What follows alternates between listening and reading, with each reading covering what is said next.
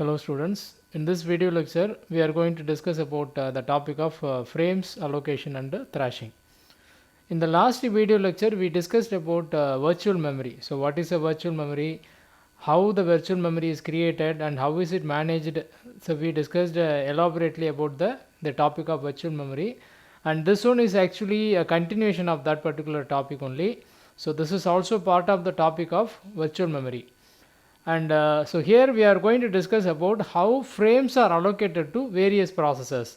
So considering that there is a limited amount of main memory which is divided into number of frames, and every process is also divided into pages. Now in which proportion the frames has to be allocated to the processes. So that is what is going to be the objective of this discussion, allocation of frames. So how do we allocate the fixed amount of free memory among various processes? Let's say we have got 93 free frames and there are two processes. So how do we decide how many frames has to be given to process A and process B? For example, it can be simply decided as 50% to each process, which may not be efficient because one process may be needing more frames than the other process. And similarly we can go by the actual first come first served. So whenever there is a page fault by a process, then that process can be given memory. So similarly there are different ways by which we can decide about how frames can be distributed among the various processes. So we are going to take the simplest case, which is on a single user system. So on a single user system there are only processes, so we are not going to bother about different users because it's a single user system, but there may be many processes running at the same time. So among the processes the frames has to be distributed. So let us consider that it has got 128 KB of memory and the size of page or frame is 1 KB, which means that that system has got 128 frames. So the operating system, and in that the operating system may take 35 KB for itself because the operating system also needs memory.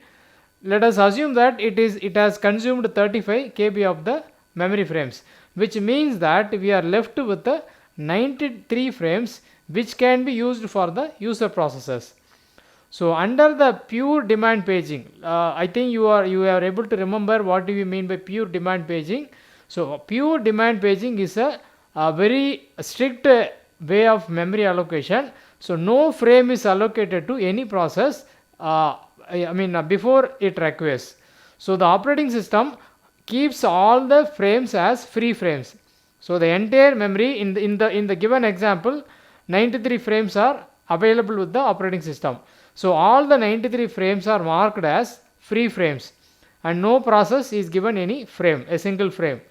It's only when the page fault occurs the frames are given to the processes.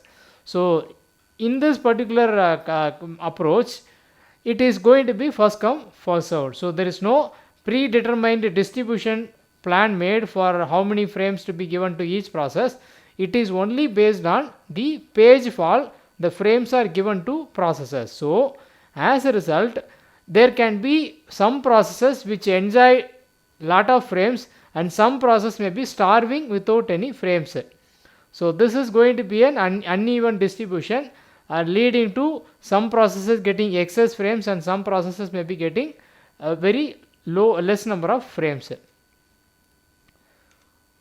So that is the problem with this particular approach. And whenever there are page fault occurring and there are no free frames, then naturally the page fault algorithm will be invoked. So that will be replacing some pages from the 93 frames and then the new page can be brought into that. This is the idea which is based on the pure demand paging. And so in this basic idea there are a lot of variations that can be done. One is we can require that the operating system also takes the frames from the collection of frames. That means that so the operating system has got some fixed code which will permanently remain in the memory and some code has to be brought in only when the need arises. So the operating system code can be classified into that is what we are actually referring as the kernel and non-kernel. So the kernel is that part of the operating system which is essential and which needs to be kept in the memory all the time. Whereas there are other modules that are also within the operating system which are only needed once in a while. So when an actual requirement happens, then only that modules will be required. So according to this particular variation of the memory allocation, what happens is that the operating system will also, along with the user process, has to request the memory from the free frames. So the advantage here is that the when you don't give those frames to the operating system permanently, they may be used for the user process also. So that is the advantage of the first variation. So when those frames are not used by the OS, they may be used for user process. Secondly, we can reserve some 3 free frames always available. So rather than allowing every frames to be allocated, free frames can be kept as reserved frames. They will not be allocated to any frames, and they will only be utilized under a page fault and a page replacement. So only when there is a need for a page, bringing a page as a consequence of page fault, these 3 frames will be used for that purpose. The advantage here is that when a page fault occurs, you don't need to replace anything because you have got some 3 free frames and you can use one of them without any replacement. The new page can be brought into the memory. This is the second variation suggested. And the next topic is also a continuation of that, which is minimum number of frames. So far we discussed about how the frames can be allocated to processes, and now it is about what should be the minimum number of frames for a process. The question is that why we have to give some minimum frames to a process. For example, under pure demand paging we said do not give any frames to a process unless it page faults. But now we are talking about the minimum number of frames, which means that every process will get some number of frames immediately as soon as it commences the execution without waiting for any page fault. So the justification for going for minimum number of frames is that if you do not give minimum number of frames, then there will be too many page faults to be tackled. So handling page fault is a overhead for the processor. So it involves the various activities needed as part of the page fault handling. So we must control the amount of page fault. So that is where the need of minimum number of frames comes. So it is better to give some minimum number of frames to each process, and beyond which if more frames are needed, then page fault will be used to allocate the frames. So that is the idea. And another reason why we have to consider giving minimum number of frames to processes is that we have already seen that a single every time when a page fault occurs, the current instruction has to be restarted. Okay, we have seen in the previous discussion that whenever a page fault occurs, you have to restart the instruction that was under execution at the time of page fault. So that could be very expensive. So that could be very costly. So to avoid that or to reduce that, it is better to give some minimum number of frames to all the processes. So this is just a continuation of that particular problem. What happens when an instruction has to be restarted as a result of some page fault? So we must have enough frames to hold all the different pages that a single instruction can reference. For example, if there may be a instruction which may be referring to a memory location. Okay, an instruction refers to a memory address.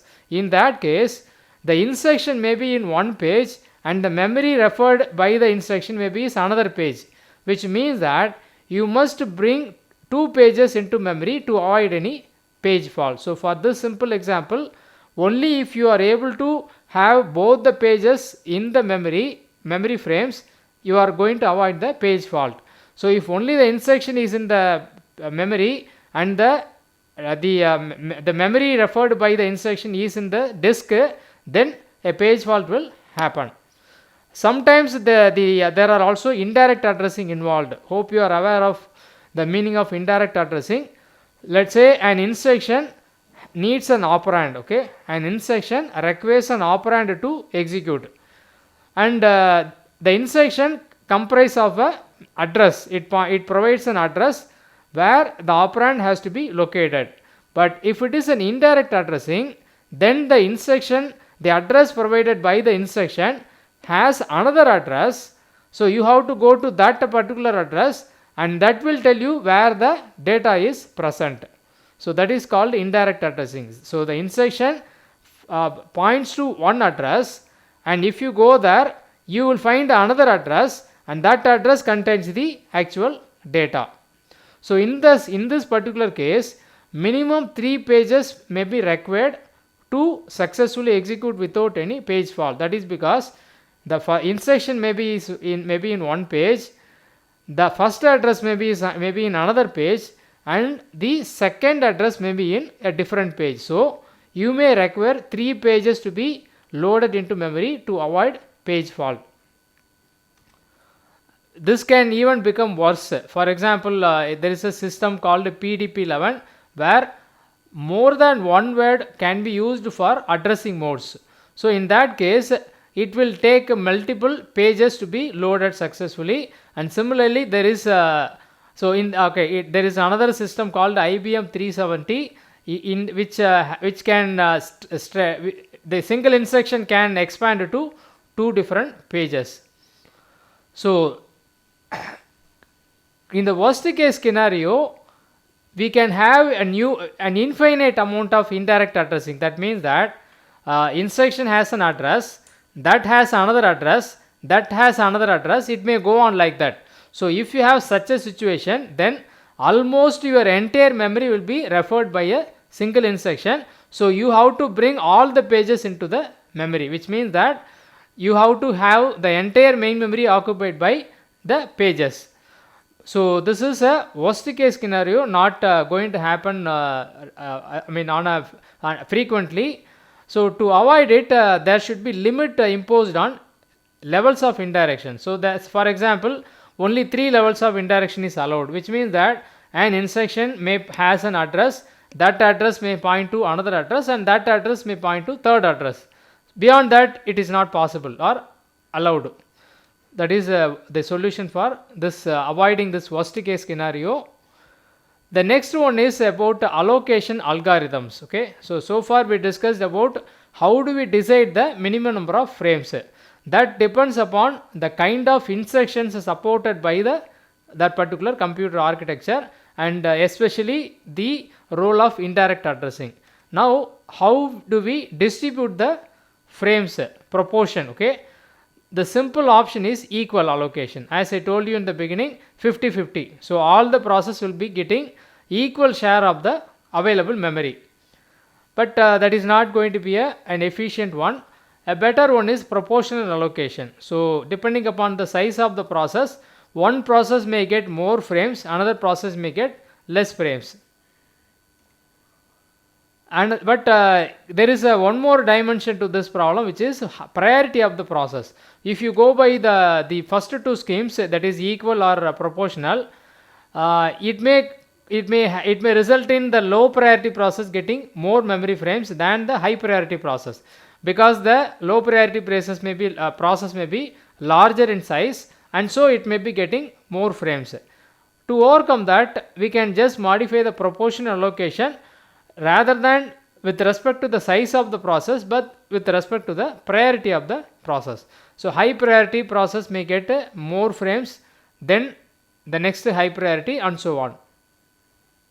Or it can even be a combination of size and priority. So we can create a formula that considers both the size and the priority, and accordingly the number of frames are decided for each process. The next aspect of allocation of frames is global versus local allocation. So the difference between the global and local allocation is with respect to page replacement. Okay, so we know what is a page replacement. When there is no free frame left in the memory, some page has to be moved out of the or swapped out of the main memory.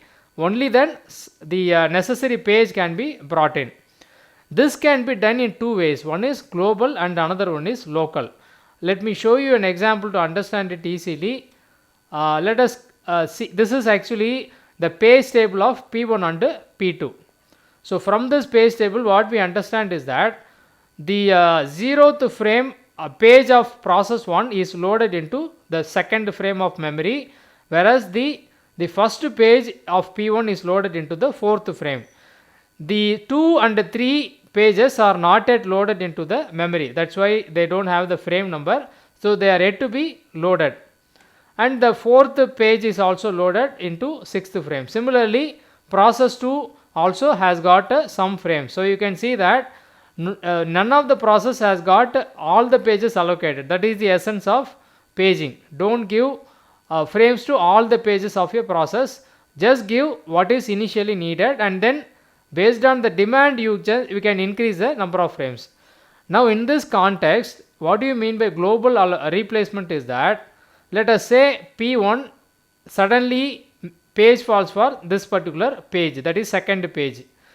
Now according to global replacement, it can replace any page which is either part of P1 or P2 or P3 or some other process. It is only based on the algorithm. It can be FCFS, LRU, LFU or something. So based on the given algorithm, then replacement will take place, and as a result the page fault of P1 may result in the replacement of P2's frame or P2's process page. Okay, for example, the first come first out algorithm finds that this is the oldest page, that is the 9th page of the first page of P2 entered first into the main memory, and so it may be replaced. So P1 has caused the replacement of P2's frame, and then what could happen is that later P2 may need this particular page which is already removed from memory, and so P2 may page fault. So what is the consequence of global replacement is that one process may trigger the page fault of another process. Hope you are getting the point. P1 needs to load a page and there is no memory available, and so it invokes the page replacement, and the page replacement identifies a page of P2 as the ideal one according to the algorithm, and so it removes that from the memory. This could cause the page fault of the P2 process when it requires this particular page. So indirectly P1 has caused the page fault of P2. This is the drawback of global replacement. Whereas local replacement or local allocation means that if P1 has to bring one of its page into memory, then it has to replace one of its own page from memory. For example, if P1 has to bring this particular page, then it has to decide to replace either the 0th page or first page or 4th page from memory, and using that frame it can bring the new page. So this is local. Every process has to manage within itself. The replacement has to happen within its own frames already allocated. They can't disturb some other process. This is the idea behind local allocation. Here the advantage is that no process can cause the page fault for another process. They may only cause the page fault for themselves, not for others. And also what you can infer from this arrangement is that in the local allocation, the number of frames allocated to a process remains static. It is never going to increase. So because they are going to be keep on replacing their own pages to bring new pages. So if a process has been allocated for say 3 frames, then it will keep only 3 frames till its completion. Whereas in global allocation, the process may dynamically increase the number of frames, or it may dynamically lose the number of frames, dropping the number of frames. That is the inference we can make out of the global and local replacement. And overall what we find is that even though global replacement is going to cause the page fault of some other process, but from the CPU point of view this is considered to be better, because this reduces the number of overall page fault, okay, because the page that is replaced may not be needed, okay. For example, if this is the oldest page and if it is replaced, then it may not be needed by P2. So it is found that global replacement is generally performing better than the local replacement algorithms. Now we are going to look at a problem of called thrashing. So thrashing is a situation where a process is experiencing too many page faults, okay. So every process will have page faults, that is inevitable. But when some process is experiencing too much of page faults, then it is unlikely to spend its time in execution. So the completion time or the turnaround time of such process is going to be very poor. So that is the problem called thrashing. So when there is too much of paging activity than the actual execution, then such process is can be considered to be thrashing. When this could happen is that when the process do not have adequate frames. Whenever the process is given the sufficient number of frames, then they are not going to have any page fault. It's only when the number of frames are allocated to a process is lower than its actual requirement, they are going to be faulting frequently, and that could result in replacement, and the replacement may trigger further page fault, which we already discussed. So this is situation of paging. So one process makes a page fault, and to overcome respond to that, the operating system replaces some other processed page, and that process page faults, and then it goes on like a chain. So then situation is termed as thrashing, and thrashing results in severe performance problems. And now we are going to look at some solutions. Okay, before that, cause of thrashing. So one significant cause of thrashing is the role of global page replacement algorithm. We already seen that global page replacement could cause the replacement of one process indirectly by another process.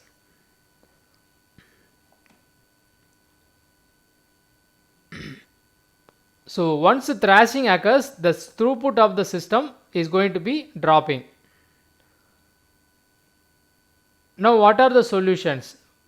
One is don't go for global replacement, instead go for local replacement, because local replacement will only affect the same process. So if P1 is replacing its own page, then it may be thrashing, but it will not cause the thrashing of some other process. So this will not to eliminate the problem, but it limits the problem to the same process. This is one possible solution. And another is to prevent thrashing, we must provide a process with as many frames it needs. So giving sufficient frames to a process is a way to reduce or eliminate the thrashing. But the problem is that how do you decide how many frames are good enough for a process? Because we don't want to give a process all its requirements. That will be wastage of memory. So we want to give some minimum number of frames to each process. But if that minimum number of frames is less than the demand or the requirement of a process, then it is going to result in too much of page fault. So how do you decide how many frames are adequate for a process? We have some techniques for that. The first technique is called working state strategy. So working state strategy is based on the concept of locality model, which we already discussed. So locality model is that every program has got a pattern. So the locality of a process keeps changing. Say for example, right now you may be in hostel, and then your locality is hostel. So you will be spending some few hours in the hostel, and after that you will be moving to attend classes in the campus. Then your locality becomes campus. Then you will go to the canteen for having snacks. So for some time so in the same way, program also changes its locality. For example, functions. So when the program starts, main function is the locality as of now, and for some period of time the execution will continue within the main function, and suddenly when there is a function call, then there is a change of locality, then control transfers to the new locality and execution commences and goes on within that locality. So that is the idea behind locality model. So whenever the locality changes, you load that particular locality into memory, and so you can avoid the page fault pertaining to that particular set of instructions. This idea is called the working set model. So how do you identify what is the current locality? That is based on the most recent page references. Okay, so the operating system will observe what pages are, we already have seen the replacement algorithm called least recently used algorithm, right? So according to that algorithm, if a page was not used in the recent time, then it's unlikely to be needed again. That is exactly the idea behind working set model. Only the pages that are recently referred, that must be part of the current locality, and they have to be kept in the memory, whereas the pages which were not recently referred, they must be out of the current locality and they may not be needed again, so they get replaced. That is the basis of working set model. If a page is in active use, then it will be in the working set, whereas if it is no longer being used, then it will automatically dropped out of the current locality and also the working set. Another aspect, a very important aspect of the working set is the size. So how many frames you consider as or how many pages are considered to be the working set. So let's say 3 frames are considered to be the working set of a process, which means that only the most recent 3 pages will be kept in the memory and the previous frames will be replaced, and it can be increased to 5 or it can be increased to 10. So we can have either too small number of working set size. In that case, it will not comprise of or encompass the entire locality if it is too small. If it is too large, then it will comprise of many localities, which is unnecessary. In the worst case, it can be infinite, which means that the entire process becomes part of the working set. So ideally, the working set should be in an optimal size, so that it covers the current locality fully, and so the entire locality will be loaded into the main memory and no page fault would happen. So we have to compute the size of the working set, and the number of frames to be allocated to a process is equivalent to the size of the working set. So whatever is the size of the working set, that should be the number of frames allocated to a process, so that the page fault will be avoided. But problem is that you may not have that many frames available. So when the size of D is greater than M, that is D is demand, M is number of frames available, then thrashing is inevitable.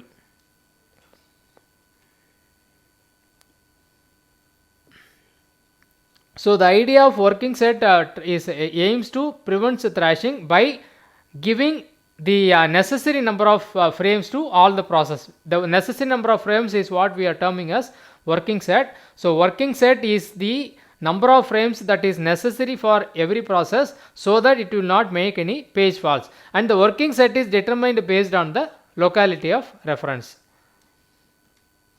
The next strategy, which is an alternate for the working set model, is called as a page fault frequency.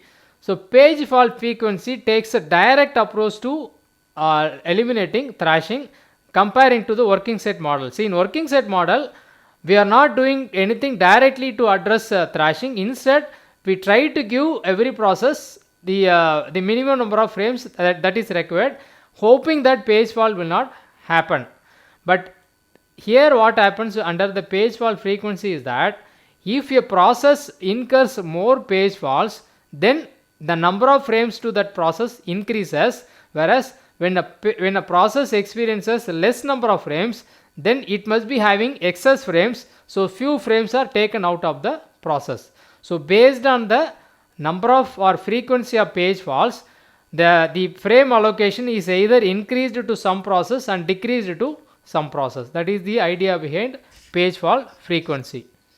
So whenever the page fault rate is too low for a process, then it's likely to have too many frames and it gets removed.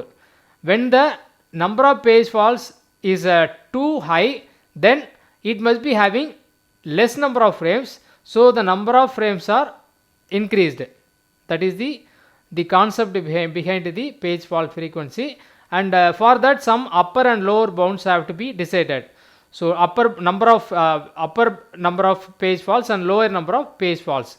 So when a process exceeds the upper limit, then it is supposed to be given some frames, whereas when the process page fault drops below the lower bound, then some frames out from the process are going to be removed by the operating system. So these are the various aspects of allocation of frames to processors. Thank you.